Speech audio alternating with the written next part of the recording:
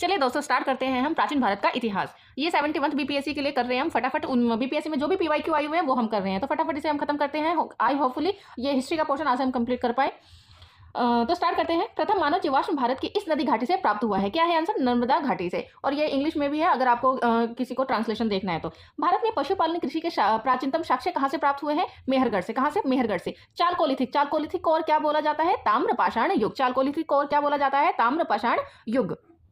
सिंधु सभ्यता संबंधित है किससे? आगे ऐतिहासिक युग से। किससे संबंधित है? आगे ऐतिहासिक युग से। हड़प्पा में मिट्टी के बर्तनों का रंग कैसा होता था? लाल रंग का होता था। जुते हुए खेत कहां से मिले हैं हड़प्पा में? कालीबंगा से मिले हैं। कालीबंगा, लोथल, ये सब क्या है? इनमें से गुजरात में क्या है? इनमें से गुजरात में लोथल है। और लोथल क्या था हमारा? एक पतन नगर था। सिंधु घाटी सभ्यता की सबसे मुख्य विशेषता क्या है? यहाँ पे सबसे मुख्य विशेषता ये बोली जाती है पक्की ईंटों से बनी इमारत, कला और वास्तुकला। ये हड़प्पा स्थल से हल्का कोटा टेरिकोटा, मैंने ऐसे याद किया हुआ। हल बनावली, हल को बनाते हैं ना, हल बनावली मतलब कालीबंगा से प्राप्त हुआ है हमें हल। हाथी, बैल, घोड़ा, ये सब जानवर जिनके बारे में सिंधु घाटी सभ्यता के लोग को नहीं पता था। इनमें से कौन सा था जिनके बारे में नहीं पता था? ऐसा कुछ भी नहीं था। जिन्हें नहीं पता था सब कुछ पता था। हड़प्पा मोहनजोदड़ो के उत्खनन से संबंधित नहीं थे। बी ए स्मिथ इससे संबंधित नहीं थे। ये सारे पीवाईक्यू आए हुए हैं बीपीएससी में, देख सकते हैं आप। और इसको सही मिलान करना है। उतनूर, त आ रहा है तेलंगाना। उतनूर कहाँ है? तेलंगाना में। चिरांद कहाँ है? बिहार में। गुफकाल कहाँ है? कश्मीर में। पयमपल्ली तमिलनाडु। और भीमबेटका कहाँ है? रायसेन उत्तर प्रदेश। भीमबेटका कहाँ है? रायसेन उत्तर प्रदेश में। आईआईटी खड़गपुर के अध्ययन के रिपोर्ट के अनुसार लगातार कितने वर्षों की न के बराबर वर्षा होने का सिंधु घाटी सभ्यता के पतन का कारण पता चला? लगभग 900 वर्षों तक बोला जाता है कि वहां पे सिंधु घाटी सभ्यता में वर्षा नहीं हुई थी। अलग अलग मान्यता है। प्राचीन काल में गंगा के दक्षिण में क्या है? गंगा के दक्षिण में क्या था? प्राचीन काल में मगध था। वैदिक काल करते हैं हम। वैदिक काल संबंधित है। ऋग्वैदिक काल का नवा मंडल सोम से संबंधित है हमारा। किससे संबंधित है? सोम से संबंधित है। बोगस गोई महत्वपूर्ण है। किस लिए महत्वपूर्ण है बोगस गोई? यहाँ से प्राप्त अभिलेख वैदिक देवी देवताओं का नाम पता चलता है बोगस गोई में। प्रसिद्ध 10 राजाओं का युद्ध कहाँ हुआ था? परुष्णी नदी पे। गायत्री मंत्र किस पुस्तक में मिलता है? ऋग्वेद में मिलता है। अछूत की अवधारणा कहाँ से पता चलती है? धर्मशास्त्र के समय में। अछूत की अवधारणा कहाँ से पता चलती है हमें? धर्मशास्त्र के समय में। भारतीय उपमहाद्वीप में लोहे का प्रयोग लगभग 3000 साल पहले सत्यमेव जयते कहा है? मुंडक उपनिषद में। अब देखिए बौद्ध धर्म करते हैं, फटाफट करते हैं क्योंकि टाइम बहुत कम है। और आप लॉन्ग वीडियो मत देखिए जिसमें प्रोडक्टिविटी बहुत ज्यादा कम हो। बाकी आपके ऊपर डिपेंड करता है। बौद्ध धर्म में क्या है? महात्मा बुद्ध का महापरिनिर्वाण कहाँ पे हुआ था? कुशीनगर में। बोध गया, मैंने ऐसे याद किया हुआ, बुद्ध को बुद्धि मिली। बोध गया में बुद्ध को बुद्धि मिली, मतलब गौतम बुद्ध को ज्ञान प्राप्त कहाँ हुआ? बोध गया में। महात्मा बुद्ध ने अपना पहला धम्मचक्र परिवर्तन इस स्थान पर दिया है। तो धम्मचक्र परिवर्तन कहाँ पे दिया है? सारनाथ में। सबको पता होगा ये क्वेश्चन। तो कहाँ पे दिया उन्होंने? सारनाथ में। गौतम बुद्ध बुद्ध का प्रथम उपदेश अभी हमने पढ़ा ना सारनाथ में। और प्रथम बौद्ध संगति के अध्यक्ष कौन है? महाकश्यप। बौद्ध महासभा आयोजित हुई थी। प्रथम बौद्ध महासभा कहाँ आयोजित हुई थी? राजगीर में। भगवान बुद्ध के महापरिनिर्वाण के बाद पहली बौद्ध संगति हुई। पहली बौद्ध संगति कहाँ हुई? राजगीर में। कनिष्क के शासनकाल में बौद्ध सभा आयोजित की गई है कश्मीर में। चतुर्थ बौद्ध संगति कश्मीर में आयोजित की गई है। किसके काल में? कनिष्क के काल में। और तृतीय बौद्ध संगति पाटलिपुत्र में। तृतीय बौद्ध संगति कहाँ पे हुई है? पाटलिपुत्र में। बुद्ध के जीवन से जुड़ी महत्वपूर्ण कुछ चीजें हैं, सही मिलान करना है। तो जन्म कहाँ पे हुआ था उनका? लुम्बिनी में। ज्ञान प्राप्त हुआ है उनको बोध गया से। प्रथम प्रवचन सारनाथ में। और निधन कहाँ पे हुआ है उनका? कुशीनगर में हुआ था उनका निधन। महात्मा बुद्ध का जन्म हुआ था, अभी हमने पढ़ा ना, यहाँ पे कहाँ हुआ था जन्म? लुम्बिनी में। महाबोधि मंदिर कहाँ बनाया गया है? महाबोधि मंदिर बोध गया में बनाया गया है। तो क्यों बनाया गया है? क्योंकि महात्मा बुद्ध को ज्ञान प्राप्त हुआ था। और बोधि वृक्ष कौन सी पीढ़ी का है? पंचम पीढ़ी का। चौथे पीढ़ी का बोधि वृक्ष था, लेकिन उसको शशांक ने काट दिया था। ये क्वेश्चन भी आता है। त्रिपिटक इस धर्म की पुस्तक है। किस धर्म की? बौद्ध की। विश्व की सबसे ऊंचा कहे जाना वाला विश्व शांति स्तूप बिहार में है। विश्व स्तूप कहाँ पे है? राजगीर में। बुद्ध को एक देवता का स्थान किस राजा के काल में? फोर्थ बौद्ध संगति अभी हमने पढ़ा था ऊपर, कनिष्क के काल में हुई थी। तो इसके बाद गौतम बुद्ध को पूजा जाने लगा था, मतलब देवता माना जाने लगा था। नालंदा विश्वविद्यालय के स्थापन का युग कब है? गुप्त काल। नालंदा विश्वविद्यालय के संस्थापक कौन है? कुमारगुप्त। नालंदा विश्वविद्यालय विश्व प्रसिद्ध है बौद्ध धर्म के दर्शन के लिए। नालंदा किस लिए प्रसिद्ध है? बौद्ध धर्म के दर्शन के लिए। विक्रमशिला विश्वविद्यालय किनके द्वारा स्थापित किया गया था? धर्मपाल के द्वारा। बिहार में विक्रमशिला विश्वविद्यालय के संबंध में असत्य कथन, ये सब असत्य है, ये कंफ्यूज हो जाओगे आप, इसलिए मैं ये नहीं करा रही। अगला क्वेश्चन करते हैं। 12वीं शताब्दी के अंत तक नालंदा महाविहार का पतन हो गया था। बिल्कुल ठीक बात है, नालंदा महाविहार का पतन हो गया था। और इसका सही कारण क्या था? क्योंकि राजकीय प्रश्न मिलना बंद हो गया था। राजकीय प्रश्न नहीं मिला था, उसे नेग्लेक्ट कर दिया गया था। नेक्स्ट है नव नालंदा महाविहार किसके लिए विख्यात है? पाली अनुसंधान संस्थान के लिए। नव नालंदा पाली अनुसंधान संस्थान के लिए विख्यात है। वह बात जो बौद्ध धर्म और जैन धर्म में समान नहीं है क्या है? आत्मदमन। आत्मदमन बौद्ध धर्म और जैन धर्म में समान नहीं है। अब जैन धर्म करते हैं। जैन धर्म बौद्ध धर्म बहुत ज्यादा इंपॉर्टेंट है बीपीएससी के लिए, फटाफट जैन धर्म भी खत्म करते हैं। महावीर स्वामी का जन्म कहाँ हुआ था? कुंडलग्राम में। और जैन धर्म के प्रवर्तक महावीर स्वामी जी को मोक्ष प्राप्त हुआ है। मोक्ष प्राप्त कहाँ पे हुआ है उनको? पावापुरी में हुआ है मोक्ष प्राप्त। जहाँ महावीर ने पूर्ण आध्यात्मिक ज्ञान पूर्ण आध्यात्मिक ज्ञान को कैवल्य भी बोलते हैं। कहाँ पे प्राप्त किया है इन्होंने? जंबिका ग्राम में। त्रिरत्न या 3 रत्न, सटीक ज्ञान, सटीक आस्था, सटीक क्रिया, किससे संबंधित है? जैन धर्म से संबंधित है। 12 अंग, 12 उपांग, 14 पूर्व, इन सब में से सबसे पहले वाला जो जैन ग्रंथ कौन सा है? 14 पूर्व सबसे पहले वाला जैन ग्रंथ है। महावीर स्वामी का प्रथम शिष्य जमालुद्दीन। आजीवक संप्रदाय के संस्थापक कौन है? मखली गोसाल। ब्राह्मण की गुफाओं का उपयोग किसने आश्रय गृह के रूप में किया था? ब्राह्मण की गुफाओं का योग किसने आश्रय गृह के रूप में किया था? तो ये है आजीविकाओं ने। भागवत संप्रदाय के विकास में किसका देन अत्यधिक है? गुप्त साम्राज्य का। भागवत में किसका देन सबसे अधिक है? गुप्त साम्राज्य का। 6ठी सदी ईसा पूर्व की दशा है, जो भी बीपीएससी में आया हुआ है क्वेश्चन वो देखते हैं। मौर्य साम्राज्य से बहुत क्वेश्चन आते हैं। चंद्रगुप्त मौर्य, अशोक महान, चंद्रगुप्त विक्रमादित्य और कनिष्क में से किसने पाटलिपुत्र को अपनी राजधानी सबसे पहले बनाया? पाटलिपुत्र को अपनी राजधानी सबसे पहले किसने बनाया? चंद्रगुप्त ने। इस राजा ने पाटलिपुत्र बसाया किसने? अजातशत्रु ने। सर्वप्रथम पाटलिपुत्र राजधानी के रूप में चयन किया उदयन ने। अगर ऑप्शन में उदयन आता है तो उदयन लगाएंगे। प्रारंभिक वैदिक काल के दौरान यह शहर प्राचीन मगध साम्राज्य की राजधानी के रूप में कार्य करता था। क्या है? राजगीर। सबसे प्राचीन मगध साम्राज्य का राजधानी राजगीर। प्रथम मगध साम्राज्य का उत्कर्ष किस सदी में हुई थी? 6ठी शताब्दी ईसा पूर्व में सबसे पहले मगध साम्राज्य का उत्कर्ष हुआ था। विश्व का पहला गणतंत्र लिच्छवी या वैशाली? लिच्छवी, वैशाली। प्रथम ईसा पूर्व 6ठी प्रथम गणतंत्र वैशाली। अभी हमने पढ़ा ना, यहाँ पे लिच्छवी या वैशाली कुछ भी आए, लिच्छवी वैशाली एक ही जगह है, मतलब लिच्छवी में ही वैशाली में ही लिच्छवी है। 16 महाजनपदों की सूची किसमें मिलती है? अंगुत्तर निकाय और भगवती सूत्र में। मगध की राजधानी कौन सी थी? ग्रीवर्ज या राजगीर? राजगीर को ग्रीवर्ज भी बोलते थे। मगध की प्रथम राजधानी ग्रीवर्ज या राजगीर? सेम क्वेश्चन है, रिपीटेड क्वेश्चन आते रहते हैं। चलिए मिलान करते हैं। मल कहाँ पे है? कुशीनगर में। और अंग चंपा, अंग किसका? चंपा का। गंधार तक्षशिला, गंध कैसी आती है? तक्षशिला। गंध कैसे? तक्ष मतलब बहुत ही कटाक्ष गंध आती है। वत्स कौशाम्बी, ये हमारा मिलान था। आगे चलते हैं हम। प्रघोत राजा था, कहाँ का? अवंतिका। प्रघोत कहाँ का राजा था? अवंतिका। अंग जनपद के अंग किसका? अभी हमने पढ़ा ना, अंग किसका है? चंपा का। चंपा का अंग है। अजातशत्रु के वंश का नाम हर्यक है। नंदवंश के पश्चात मगध पर किस राजवंश ने शासन किया था? नंदवंश के पश्चात मौर्य ने शासन किया था। मगध बिंबिसार का चिकित्सक कौन था? मगध बिंबिसार का चिकित्सक जीवक। मगध का राजा जो सिकंदर महान के समकालीन थे वो थे घनानंद। मौर्यों के अंतर्गत भौतिक संस्कृति के प्रसार में सहायता करते थे। कौन करते थे? व्यापारी, बौद्ध, साधु, प्रशासक, ये सब सहायता करते थे। तो मौर्य साम्राज्य आगे पढ़ते हैं। पहला है, भारत में पहले साम्राज्य की स्थापना किस शासक के द्वारा की गई थी? चंद्रगुप्त मौर्य। भारत में पहले साम्राज्य की स्थापना चंद्रगुप्त मौर्य। जिसके ग्रंथ में चंद्रगुप्त मौर्य का विशिष्ट रूप से वर्णन किया गया है वह कौन है? विशाखदत्त। सेंड्रोकोट से चंद्रगुप्त मौर्य की पहचान किसने कराई थी? विलियम जोन्स ने। कौटिल्य की पुस्तक अर्थशास्त्र के विषय पर आधारित है। क्या क्या है कौटिल्य की पुस्तक? अर्थशास्त्र में आर्थिक संबंध है, शासनकाल के सिद्धांत और अभ्यास है, विदेश नीति है और सारे थे, उपरोक्त में से एक से अधिक ये सारे थे। कौटिल्य के अर्थशास्त्र में इस पहलू पर प्रकाश डाला गया। मुख्यतः क्या है? राजनीतिक नीतियां। मुख्यतः इसमें क्या थी? राजनीतिक नीतियां। पाटलिपुत्र में स्थित चंद्रगुप्त का महत्व। मुख्यतः चंद्रगुप्त का महल किससे बना हुआ है? चंद्रगुप्त का महल लकड़ी का है और कहाँ पर है? पाटलिपुत्र में है। मौर्य साम्राज्य जिसने दक्कन की विजय प्राप्त की, मौर्य साम्राज्य जिसने दक्कन की विजय प्राप्त की, कौन थे वो? चंद्रगुप्त। अभिलेख जिससे यह प्रमाणित होता है कि चंद्रगुप्त का प्रभाव पश्चिम भारत पर था। कौन सा अभिलेख से हमें प्राप्त होता है? रुद्रदामन का जूनागढ़ अभिलेख। वह क्षेत्र जो अशोक के साम्राज्य में सम्मिलित नहीं था वो क्या था? श्रीलंका। अशोक के साम्राज्य में बौद्ध सभा किस नगर में आयोजित की गई थी? अशोक के काल में पाटलिपुत्र में। अशोक के शिलालेखों में प्रयुक्त भाषा कौन सी है? प्राकृतिक। यह महाजनपद भारत का हिस्सा नहीं है, क्या है? गांधार। यह देख लीजिए, अशोक की नीति के आर्थिक परिणामों के कारण ही मौर्य साम्राज्य का पतन अधिकांशतः उचित था। इस तथ्य पर विश्वास, किसका विश्वास है? ये रोमिला थापर ने।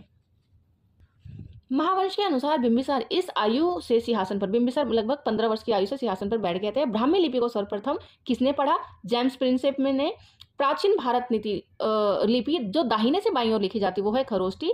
अपने शिलालेखों में अशोक को सामान्यतः किस नाम से जाना जाता है? प्रियदर्शी। अशोक के समय हुई बौद्ध संगति तीसरी थी और पाटलिपुत्र में हुई थी, अभी ऊपर पढ़ा हमने।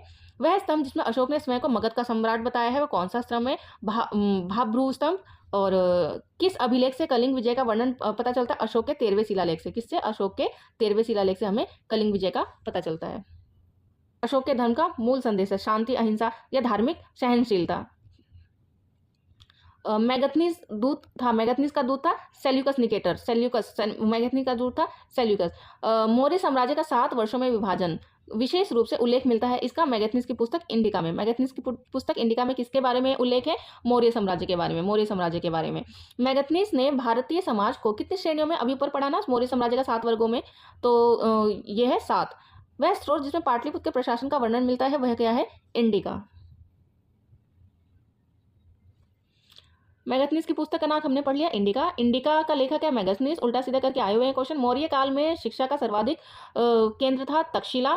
और अंतिम मौर्य सम्राट कौन थे? बृहदत्त। अंतिम मौर्य सम्राट बृहदत्त थे। आगे चलते हैं, ये हमारा मौर्योत्तर काल आ गया है। मौर्योत्तर काल में क्या क्या क्वेश्चन है? किस अभिलेख में रुद्रदामन प्रथम विभिन्न उपलब्धियां वर्णित है? जूनागढ़ अभिलेख में। दूसरी शताब्दी के आसपास रचित संस्कृत के शिलालेख के अनुसार सुदर्शन झील एक कृत्रिम जलाशय की मरम्मत किसने की थी? रुद्रदामन ने। पुष्यमित्र, शुंग, मियांडर, कडफिशिश, गौतमीपुत्र। किसने सर्वप्रथम व्यापक पैमाने पर स्वर्ण मुद्रा का प्रचालन किया था? कडफिशिश। शुंग वंश के बाद किस वंश पर भारत पर? कर्ण वंश। इसके ट्रिक भी मैं बताती हूँ लास्ट में अभी। और कला की गंधार शैली फली फूली किसके समय में? कुषाणों के समय में। राजा खारवेल का नाम जुड़ा है हाथी गुम्फा अभिलेख से। दशरथ, बृहदत्त, खारवेल, हुस्न राजाओं में से जैन धर्म के प्रति भारी झुकाव था खारवेल का। कलिंग नरेश खारवेल का संबंध किससे है? महामेघ महान वंश या चेदी वंश से। प्राचीन भारत का नेपोलियन समुद्रगुप्त को कहा जाता है। चीनी स्रोत के अनुसार श्रीलंका के शासक मेघवर्मन ने गया में बौद्ध मंदिर बनाने की अनुमति के लिए निम्नलिखित गुप्त राजा के पास एक मिशनरी भेजा था। कौन थे वो? समुद्रगुप्त। किस गुप्त शासक ने अपने बड़े भाई की हत्या कर सत्ता प्राप्त की थी? चंद्रगुप्त द्वितीय ने। भारत का नेपोलियन अभी हमने पढ़ा यहाँ पे, भारत का नेपोलियन समुद्रगुप्त को। गुप्त सम्राट जिसने हुनों को पराजित किया वो कौन थे? स्कंदगुप्त। प्रसिद्ध चीनी यात्री फाहियान के शासनकाल में भारत की यात्रा की चंद्रगुप्त द्वितीय ने। निम्नलिखित में से कौन सा बंदरगाह गुप्त काल में उत्तर भारतीय व्यापार के लिए उपयोग किया जाता था? वो कौन से वो थे? कल्याण, भड़ोच, क्राम्बे। इसमें से है उपरोक्त में से एक से अधिक। तो इसका आंसर क्या है? इस काल में प्रमुख बंदरगाह ताम्र लिप्ति था, परंतु अन्य बंदरगाह जैसे भड़ोच, कल्याण, काम्बे आदि से भी उत्तर भारत में व्यापार होता था, इसलिए इसका आंसर उपरोक्त में से एक से अधिक है। शूद्रक, शौनक, सुश्रुत में से गुप्त काल में और जिस क्षेत्र में अपने कार्य के लिए जाने जाते हैं, इनमें से क्या है? उपरोक्त में से कोई नहीं आंसर दिया हुआ है। डिफिकल्ट क्वेश्चन है ये भी। आर्यभट्ट, भास्कर, ब्रह्मगुप्त बाहरगिरी में से पहली बार व्याख्या की गई थी पृथ्वी के अपनी धुरी पर घूमने के कारण प्रतिदिन सूर्योदय सूर्यास्त हुआ था। इनमें से आर्यभट्ट ने बताया था ऐसा। नगरों का क्रमिक पतन इस काल की एक महत्वपूर्ण विशेषता है, गुप्त काल की विशेषता है।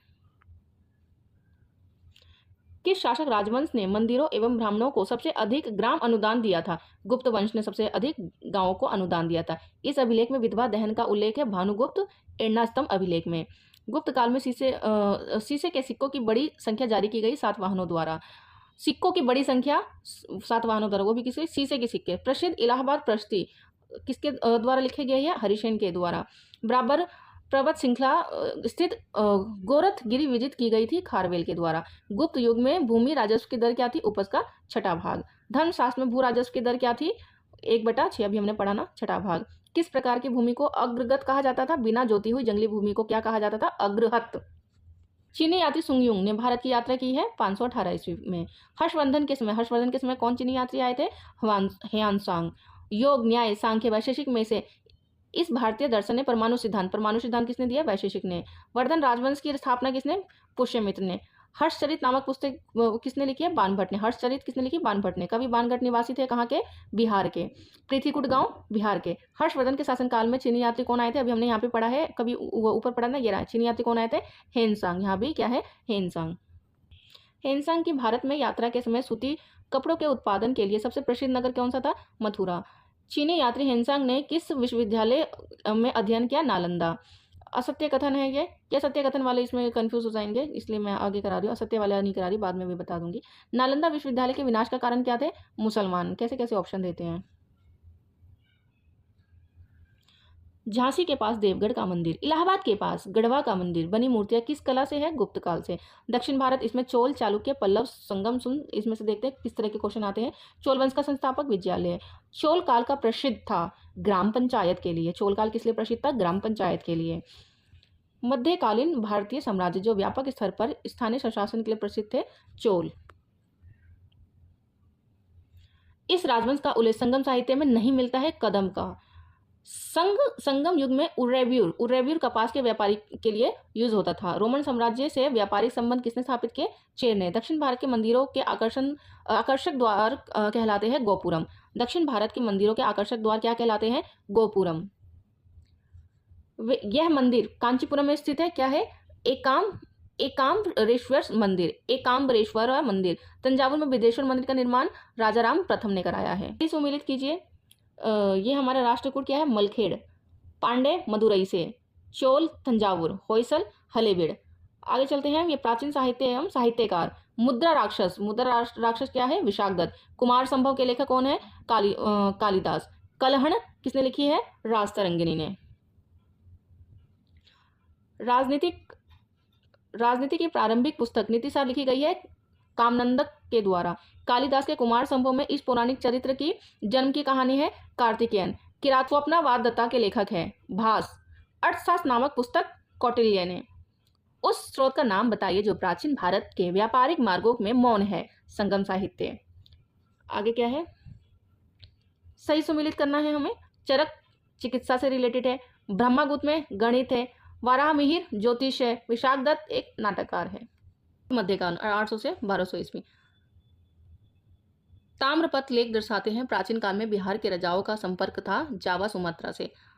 स्वर्णमुखी का वह राजा जिसने नालंदा में एक बौद्ध विहार की स्थापना की, उसके रखरखाव हेतु अपने दूत द्वारा देवपाल को 5 गांव दान में दिए। वो कौन थे? बालपुत्र देव। 5 गांव दान में दिए थे बालपुत्र देव। नालंदा बौद्ध विहार की स्थापना की तथा उसके रखरखाव हेतु अपने दूत द्वारा देवपाल के 5 गांव की। वो राजा कौन थे? बालपुत्र देव। पृथ्वीराज रासो के लेखक क्या? चंद्रबरदाई, सबको याद होगा। उदंतपुरी शिक्षा केंद्र इस राज्य में स्थित था, बिहार में। विक्रमशिला नामक प्राचीन विश्वविद्यालय की स्थापना बंगाल के किस शासक ने की थी? धर्मपाल ने। उस पाल शासक का नाम बताइए जिसने विक्रमशिला विश्वविद्यालय स्थापित किया है? धर्मपाल। कश्मीर का अकबर किसको बोला जाता है? सुल्तान जैनुल आबिदीन को। कर्नाट वंश का संस्थापक कौन थे? नान्यदेव। कर्नाट वंश का अंतिम शासक कौन था? हरि सिंह। तत्कालीन बिहार आ गया है हमारा। भारत पर मुस्लिम आक्रमण टॉपिक है। भारत में मोहम्मद गौरी ने किसको प्रथम अवक्ता प्रदान किया था? कुतुबिन ऐबक। मोहम्मद गौरी गुजरात के चालुक्य द्वारा पराजित हुआ था 1178 ईस्वी में। बिहार का प्रथम मुस्लिम विजेता कौन है? बख्तियार खिलजी। नालंदा का विध्वंसक भी कौन है? बख्तियार खिलजी। क्यों? दिल्ली सल्तनत का गुलाम वंश का संस्थापक कुतुबुद्दीन ऐबक। 2.5 दिन का झोपड़ा क्या है? ये मस्जिद है। कुतुब मीनार किसके द्वारा पूरा किया गया? इल्तुतमिश के द्वारा पूरा किया गया था। कुतुबुद्दीन ऐबक की राजधानी क्या थी? लाहौर। मुस्लिम शासक जिसका साम्राज्य दार उल इस्लाम का एक भाग माना जाता है, वो कौन थे? इल्तुतमिश। इल्तुतमिश ने बिहार में अपना प्रथम सूबेदार किसको? मलिक जानी को अपना प्रथम सूबेदार नियुक्त किया था। किस दिल्ली सुल्तान ने रक्त लोह की नीति अपनाई? बलबन ने। रक्त लोह की नीति बलबन ने। भारत में फारसी त्योहार नौरोज की शुरुआत की? बलबन ने। वह प्रथम मुस्लिम शासक था जिसने शासन के सिद्धांत को राजाओं के ईश्वरीय उपकार का सिद्धांत माना, वो कौन थे? बलबन। राजस्व के उसके सिद्धांत प्रतिष्ठा, शक्ति, न्याय के सिद्धांत पर आधारित थे। बलबन के बारे में ये शब्द किसने बोला? जिया उद्दीन बर्नी ने। तुगरिन खान ने विद्रोह किया बलबन के समय में। अब ये हमारा आ गया है खिलजी वंश। खिलजी वंश का प्रथम शासक कौन था? जलालुद्दीन खिलजी। अलाउद्दीन खिलजी के प्रसिद्ध सेनापति किसकी मंगोलों के विरुद्ध लड़ते हुए मृत्यु हो गई थी? जफर खान के विरुद्ध। अलाउद्दीन खिलजी के प्रसिद्ध सेनापति में किसकी मंगोलों के विरुद्ध लड़ते हुए मृत्यु हो गई थी? जफर खान की। अलाउद्दीन दिल्ली का प्रथम तुर्की सुल्तान था जिसे धर्म को राज्य के अधीन लाने और ऐसे घटकों के परिचय कराने के श्रेय दिया जाता है। सैद्धांतिक रूप से राज्य को धर्मनिरपेक्ष मानते थे। ये शब्द किसने बोले थे? एल श्रीवास्तव ने। ये शब्द किसने बोले थे? एल श्रीवास्तव ने। रानी पद्मिनी का नाम अलाउद्दीन की चित्तौड़ विजय से जोड़ा जाता है। उनके पति का नाम क्या था? राणा रतन सिंह। राणा खिलजी के आक्रमण के समय चित्तौड़ का शासक राणा रतन जी। अलाउद्दीन खिलजी के आक्रमण के समय देवगिरी का शासक रामचंद्र देव। देवगिरी का देव रामचंद्र देव। सुल्तान के काल में खालिसा भूमि अधिक पैमाने पर विकसित की अलाउद्दीन खिलजी ने। किस सुल्तान ने जमीन में फसल की नपाई का आधा राजस्व के रूप में अलाउद्दीन खिलजी ने। तो किसने खलीफा की शक्ति का विरोध किया? ये सब किसी ने भी नहीं किया इनमें से। ये सब मुस्लिम शासक थे। इल्तुतमिश, अलाउद्दीन खिलजी, मोहम्मद बिन तुगलक, किसी में से भी नहीं किया इसमें से। उसने राज राजत्व किंगशिप प्राप्त किया तो वह शरीयत नियमों आदेशों से पूर्णतः स्वतंत्र था। बर्नी ने यह कथन किस सुल्तान के लिए बोला है? अलाउद्दीन खिलजी के लिए बोला है बर्नी ने यह कथन। तुगलक और लोधी वंश। कश्मीर घाटी के अंतिम मुस्लिम शासक यूसुफ शाह चक, जिन्हें मुगल सम्राट अकबर द्वारा बिहार में निर्वासित किया गया था नालंदा में। आप ये मिडिवल इंडिया छोड़ सकते हैं, एंशियंट और मॉडर्न इंडिया कर सकते हैं, लेकिन मैं सब करा देती हूँ, आपकी इच्छा है, जैसे भी कर दीजिएगा। इल सुल्तान ने बेरोजगारों को रोजगार दिलाया। फिरोज तुगलक का नाम हमेशा अच्छे के सेंस में लिया जाता है। हॉस्पिटल, नहर, जो भी अच्छे के सेंस में इनका नाम लिया जाता है, तो बस ऐसे तुक्का लगा सकते हैं आप। इस सुल्तान के दरबार में सबसे अधिक गुलाम थे फिरोज तुगलक। गुलाम भी इन्हीं के काल में थे। दिल्ली के इस सुल्तान में सबसे ज्यादा नहरों का निर्माण फिरोज तुगलक। फिरोज तुगलक के दौरान नहरें बनाने और रख रखाव के लिए खर्चे दिए जाते थे काश्तकारों को। वेनिस का यात्री था और अपनी पत्नी के साथ यात्रा करने विजयनगर पहुंचा था, वो कौन था? निकोलो डी कोटी। राजवंश जिसने सबसे लंबे समय तक दिल्ली सल्तनत पर राज किया था, तुगलक। मोहम्मद बिन तुगलक, फिरोज तुगलक, मोहम्मद गोरी। फलों की गुणवत्ता सुधारने के लिए उपाय किए, इसमें से फिरोज तुगलक। कहा ना, फिरोज तुगलक का नाम ज्यादातर अच्छे सेंस में लिया जाता है। बस ये याद रखना कि सबसे ज्यादा गुलाम इन्हीं के काल में थे। फिरोज तुगलक द्वारा स्थापित दार उल शफा क्या था? एक अस्पताल, खैराती अस्पताल। तैमूर के आक्रमण के बाद भारत में किस वंश का? सैयद वंश का स्थापना हुआ। किस सुल्तान ने एक नगर बसाया था? सिकंदर लोदी ने। वो नगर कहाँ है? नगर बसाया था आगरा में, सिकंदर लोदी ने। अब करते हैं विजयनगर साम्राज्य। विजयनगर साम्राज्य, तो विजयनगर साम्राज्य भी इंपॉर्टेंट है।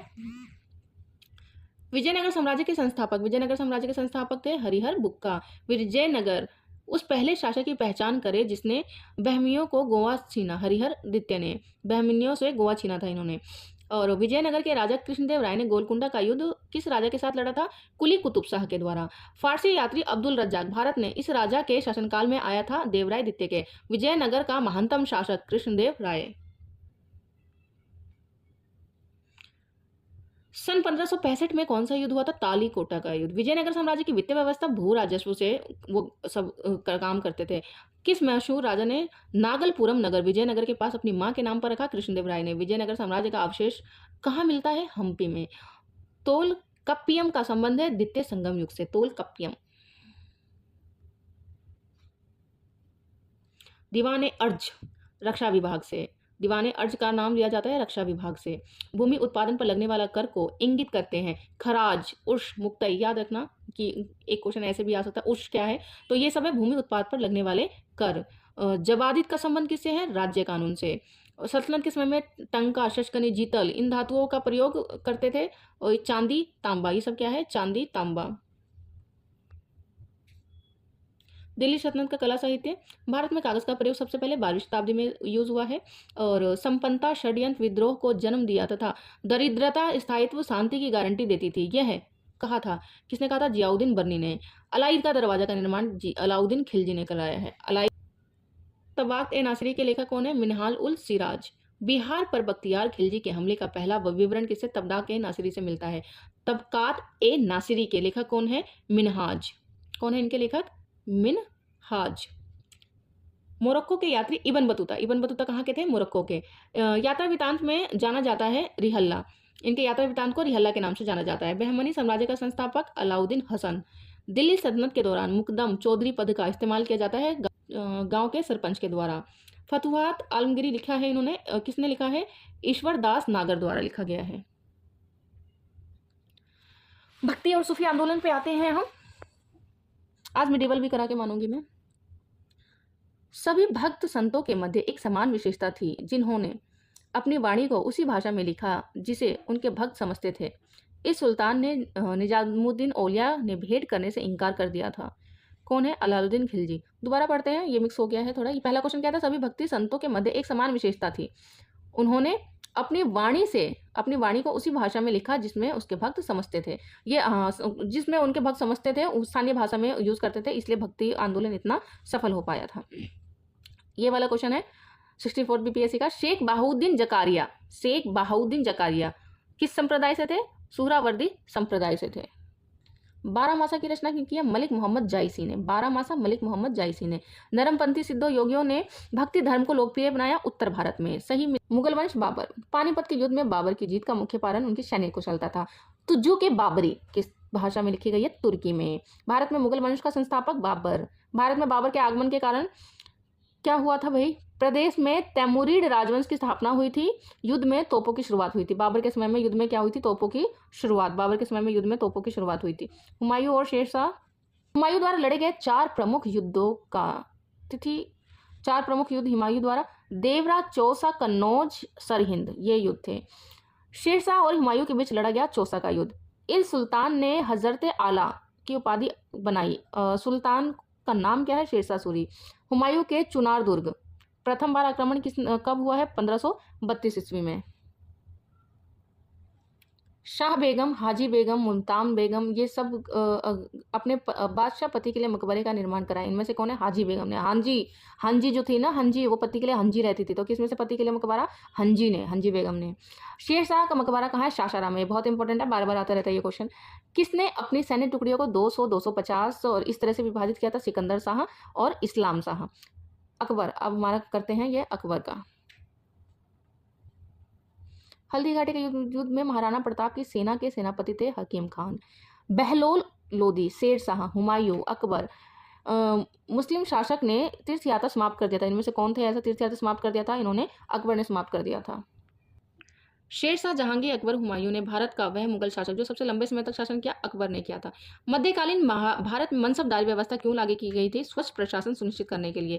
भारत में एकीकरण के बाद मध्य पूर्व पश्चिमी एशिया को एक करना चाहता था, एक विश्व साम्राज्य की। ये सब किसके बारे में है? अकबर के बारे में। जब्ती प्रणाली किसकी उपज थी? अकबर की प्रणाली, अकबर की उपज थी। दीन इलाही किसके द्वारा आरंभ किया गया था? दीन इलाही अकबर के द्वारा। भारत में किसके शासनकाल में इंग्लिश ईस्ट इंडिया कंपनी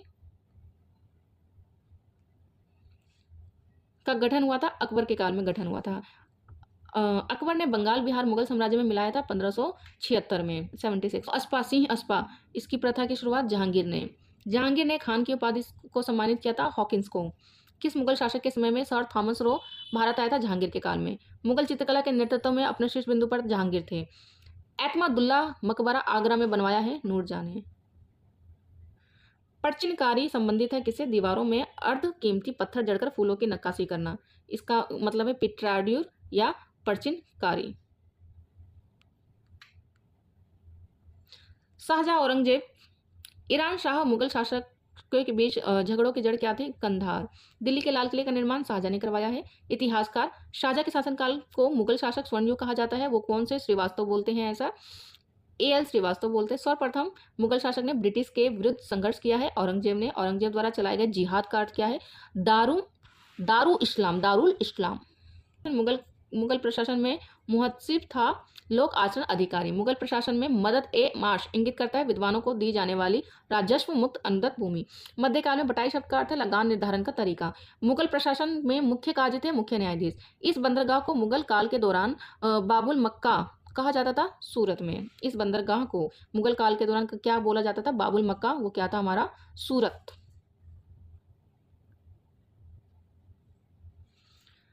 मुगलकालीन संगीत कला का साहित्य।